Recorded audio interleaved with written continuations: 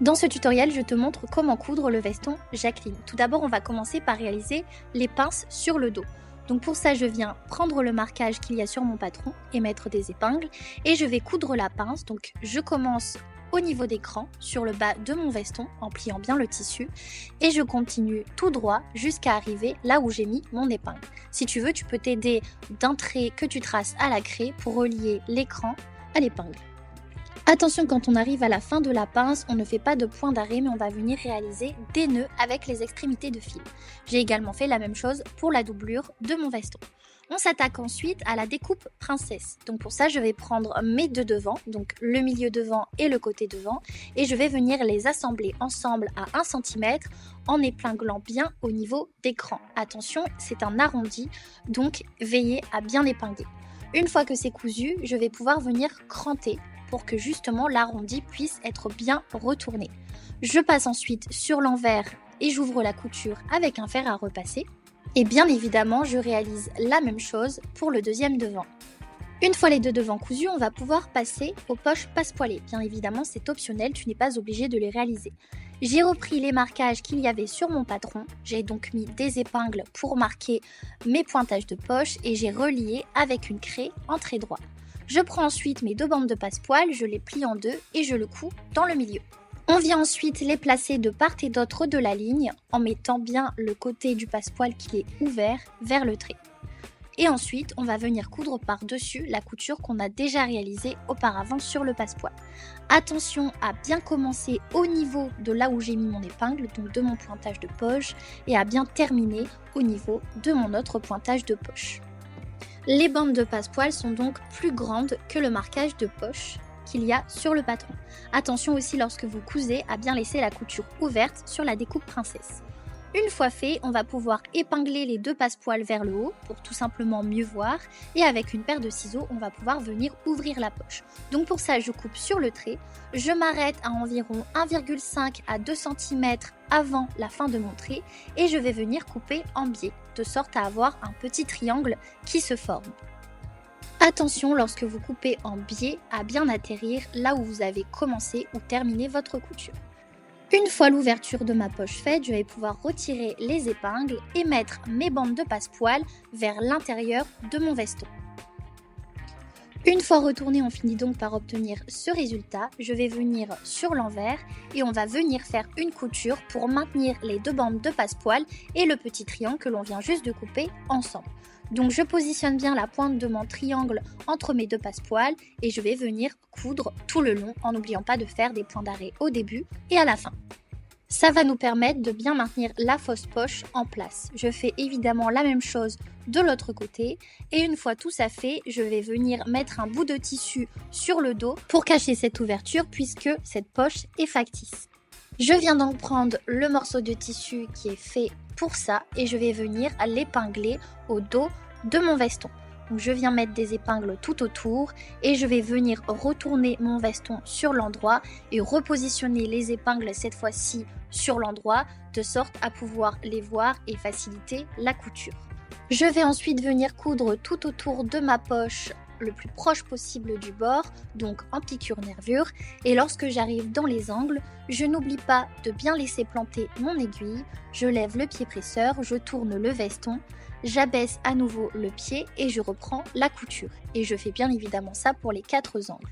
Je fais donc tout le tour de ma poche, sans oublier le point d'arrêt au début et à la fin. Une fois les poches cousues, on va pouvoir venir passer à l'assemblage du corps du veston. Donc pour ça, je vais venir positionner mes deux devants avec mon dos, endroit contre endroit, et coudre les épaules à 1 cm du bord. Toujours pareil, je n'oublie pas de faire mon point d'arrêt au début et à la fin de la couture. Ici, pas besoin de surjet ou de point zigzag puisque le veston est doublé. D'ailleurs, en parlant de la doublure, j'ai fait la même chose au niveau des épaules et je n'oublie pas de réaliser le pli au milieu du dos. C'est un pli qui va nous servir d'aisance dans la doublure et donc pour le réaliser, je superpose les crans les uns sur les autres et je réalise une petite piqûre à 0,5 cm. Je vais maintenant passer à la parmenture. Donc je positionne ma parmenture dos endroit contre endroit avec mes deux parmentures devant et je les couds à 1 cm. Je vais ensuite assembler la parmenture avec ma doublure et attention à bien la positionner. Je la mets donc endroit contre endroit et le côté qui est rectangulaire doit être vers l'extérieur. Je commence par épingler au niveau de la pointe de mon encolure, puis sur le bas. Et je continue en suivant l'écran sans oublier au niveau de mes coutures d'épaule. Attention à bien les laisser ouvertes. J'assemble le tout à 1 cm en commençant par le bas et en n'oubliant pas de faire un point d'arrêt au début et à la fin. Je me répète, mais faites bien attention à laisser les coutures ouvertes lorsque vous arrivez au niveau des épaules.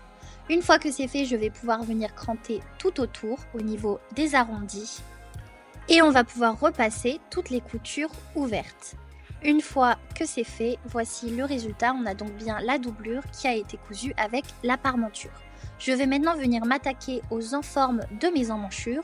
Donc pour ça, attention à bien différencier les emmanchures dos et les emmanchures devant. Pour ça, vous avez des crans qui peuvent vous aider. Donc 2 crans sur l'avant et un seul sur le dos. Et je vais venir les assembler uniquement au niveau des épaules. Donc sur le haut de mes enformes emmanchures. Je vais ensuite venir coudre les enformes avec ma doublure, donc pour ça je les positionne bien endroit contre endroit. Je positionne bien la couture d'épaule, attention encore une fois à bien la laisser ouverte et je vais venir épingler le restant au niveau des crans et à la fin de mes emmanchures. Je couds le tout à 1 cm du bord, point d'arrêt, début et fin et je n'oublie pas encore une fois de cranter. On fait la même chose de l'autre côté et bien évidemment on n'oublie pas de repasser toujours couture ouverte. Maintenant on va s'attaquer à l'assemblage du veston avec la doublure. Pour ça je les superpose donc endroit contre endroit. Bien évidemment la doublure est plus courte que le vêtement, c'est tout à fait normal puisque celui-ci va être replié vers l'intérieur.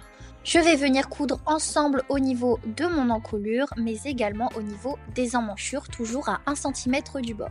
Attention, lorsque l'on commence à coudre la parmenture, on commence à 1 cm plus loin que le bord. C'est important de laisser 1 cm libre pour pouvoir ensuite venir assembler le bas de mon veston. Quand on arrive au niveau de la pointe, comme tout à l'heure au niveau des poches, on n'oublie pas de laisser planter l'aiguille, on lève le pied presseur, on tourne, on abaisse et on reprend la couture. Attention à aller bien tout doucement au niveau des arrondis et encore une fois, on n'oublie pas de bien ouvrir la couture avant de venir la coudre. Je fais mon point d'arrêt au début et à la fin et comme là où j'ai commencé ma couture, je la termine à 1 cm avant la fin de mon tissu. Toujours pour pouvoir venir assembler le bord de mon vêtement à la fin.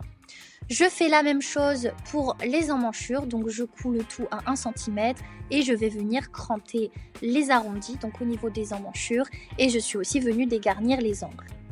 C'est le moment d'admirer son travail puisqu'on va retourner le veston. Donc pour ça, je passe par le dos de mon veston et je vais venir attraper mes devants et les retourner au niveau des épaules, comme indiqué sur la vidéo.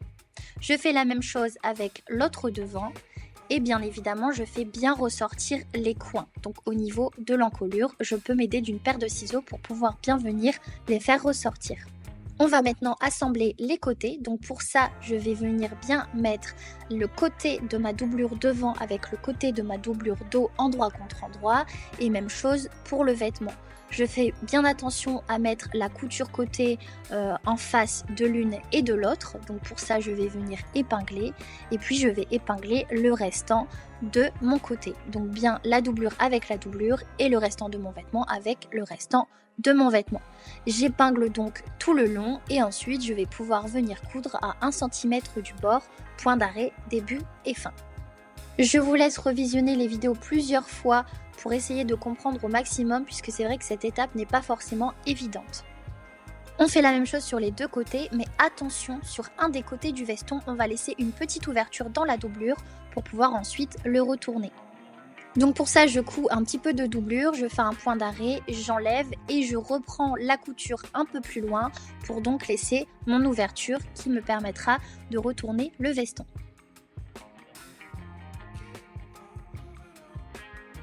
Il est maintenant temps d'assembler le bas du veston, donc je vais vous montrer ce à quoi c'est censé ressembler.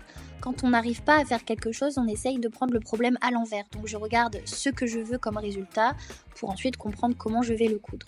Donc pour le faire, je vais retourner mon veston et je vais assembler endroit contre endroit le bas de mon vêtement extérieur avec le bas de ma doublure.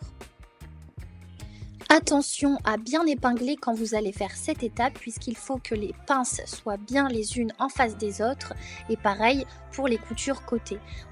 Pour les pinces, on peut les coucher vers les côtés, on épingle bien le tout et on passe sous la machine à coudre où l'on va coudre à 1 cm du bord. Point d'arrêt, début et fin. Il nous reste maintenant les 2 petits coins qui n'ont pas été cousus. On a donc une ouverture qu'on va venir fermer à la machine à coudre. Donc pour ça, je les mets bien à plat, j'ouvre ma couture et je vais coudre à 1 cm du bord, point d'arrêt, début et fin. Je fais la même chose de l'autre côté et maintenant il ne reste plus qu'à retourner le veston.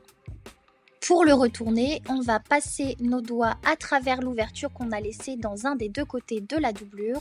Et là, ça demande un petit peu de patience, mais il va falloir venir tirer le tissu au fur et à mesure via cette ouverture jusqu'à avoir le veston qui est retourné dans sa totalité. Avant de passer à l'étape des boutonnières et des boutons, si vous le souhaitez, vous pouvez faire une surpiqûre au niveau des emmanchures. Personnellement, je l'ai fait et vous pouvez aussi le faire au niveau de l'encolure si vous le souhaitez. Moi, j'ai uniquement fait au niveau des emmanchures. On va maintenant passer au traçage des boutonnières. Donc pour ça, on suit les boutonnières qui sont indiquées sur le patron et on va suivre avec la machine à coudre les étapes qui nous sont indiquées pour réaliser les boutonnières. Donc généralement ça se fait en 4 temps. Avec la machine à coudre, je vous invite à regarder ce qu'il y a marqué dans votre livret. Une fois les boutonnières cousues, je vais pouvoir venir les ouvrir à l'aide d'un découvite ou d'une paire de ciseaux et je vais également coudre les boutons de l'autre côté, toujours en suivant les pointages indiqués sur le patron. Voilà le résultat du veston, le patron est disponible de la taille 32 à 48 sur le site internet.